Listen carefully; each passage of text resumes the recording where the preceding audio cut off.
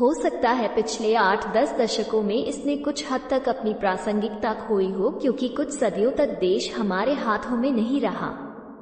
ऐसे में इसे पुनर्जीवित करने की बहुत जरूरत है।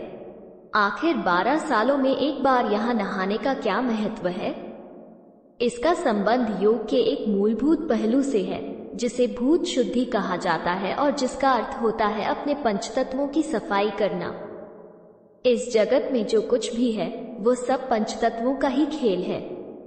हमारा शरीर, ये धरती, सौरमंडल, ये सृष्टि, सब कुछ, पूरी की पूरी सृष्टि इन 5 तत्वों की ही शरारत है।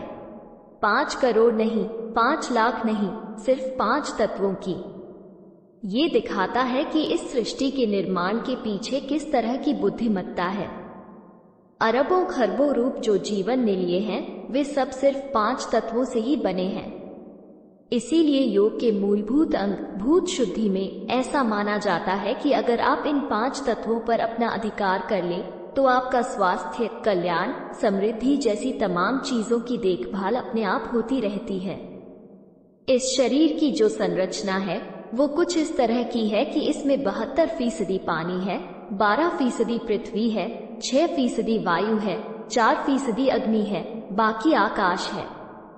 किसी इंसान के लिए यहाँ अच्छी तरह से रहने के लिए पानी की बड़ी अहमियत है, क्योंकि शरीर का सबसे बड़ा हिस्सा पानी होता है। इस धरती का भी 72% हिस्सा पानी ही है। इसलिए कुंभ या कुछ विशेष अक्षांशों पर नदियों के मिलने की घटना का जो हम उपयोग कर रहे हैं, वो किसी मान्यता की वजह से नहीं है, नहीं यह कोई अंधविश्वास है। जीवन और दूसरी शक्तियां हमारे आसपास कैसे काम करती हैं, हम उनका उपयोग कैसे कर सकते हैं, इसके गहन विश्लेषण से ये सब परंपरा बनी है। जहाँ कहीं भी पानी के 2 निकाय एक खास बल के साथ मिलते हैं, वहाँ पानी का मंथन होने लगता है। जैसा मैंने कहा, हमारे शरीर में भी 72% पानी है। तो ये शरीर जब किसी खास समय और नक्षत्र में वहां पर होता है तो उसे अधिकतम लाभ मिलता है। प्राचीन समय में हर कोई यह जानता था कि 48 दिनों के मंडल के दौरान अगर आप कुंभ में रुके और हर दिन आप जरूरी साधना के साथ उस पानी में जाएं, तो आप अपने शरीर को, अपने मनोवैज्ञानिक तंत्र को, अपने ऊर्जा तंत्र को रूपांतरित कर सकते हैं। इससे आपको उन 48 दिनों के दौरान ही अपने भीतर जबरदस्त आध्यात्मिक प्रगति महसूस होगी।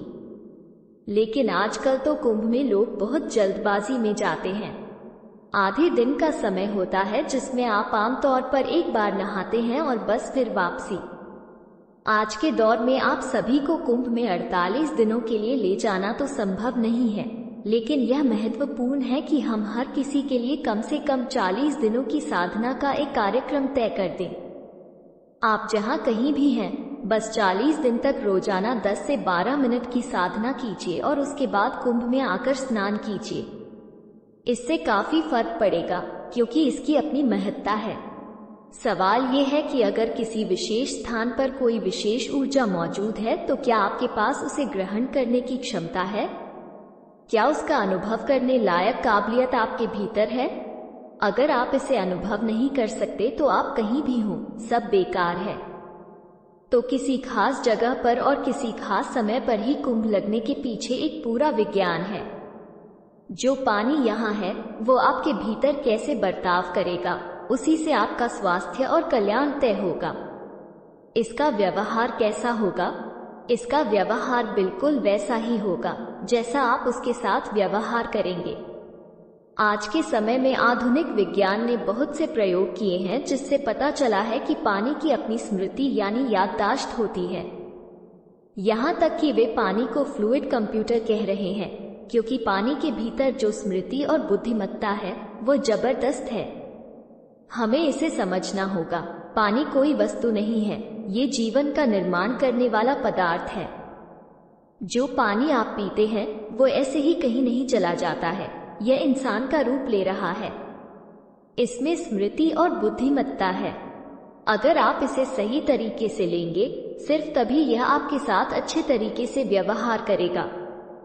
अगर आप इसके साथ खराब व्यवहार करेंगे तो ये भी आपके साथ बुरा व्यवहार करेगा। भारत की बेटी को इतना प्यार देने के लिए धन्यवाद। कृपया वीडियो को लाइक करें और चैनल को सब्सक्राइब करें। आपका दिन शुभ हो।